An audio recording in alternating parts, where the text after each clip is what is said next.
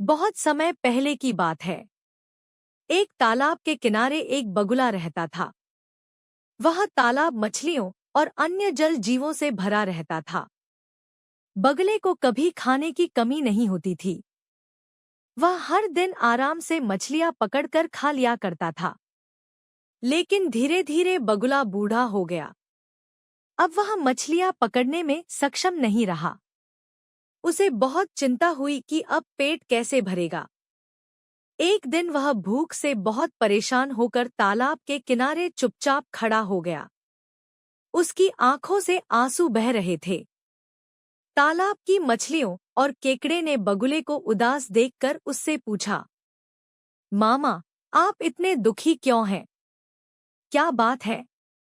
बगुला बोला, बेटा, तुम सही कह रहे हो। अब मैं मछलियां नहीं मारना चाहता। मैं अब भक्ति करने लगा हूँ। इसलिए मैंने खाना पीना भी छोड़ दिया है। मछलियां बोली, लेकिन ऐसे भूखे रहकर आप कब तक जी पाएंगे? हमें बहुत चिंता हो रही है। बगुला बोला, दरअसल मुझे ज्योतिषियों से पता चला है कि इस तालाब में अब बारिश नहीं होगी और एक दिन सब सूख जाएगा। फिर सब लोग मर जाएंगे। केकड़ा चिंतित होकर बोला, क्या सच में ऐसा होगा?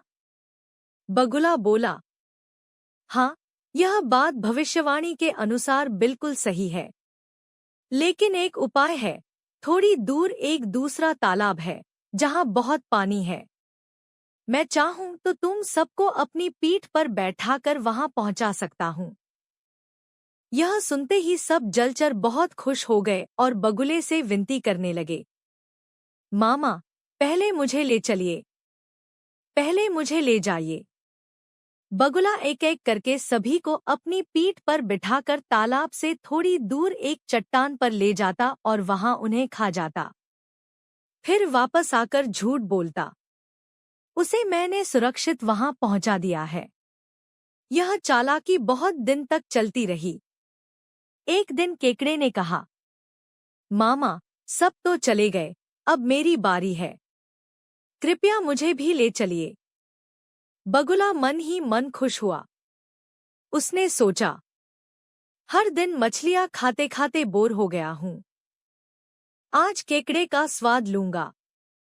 वह केकड़े को पीठ पर बिठाकर उड़ चला।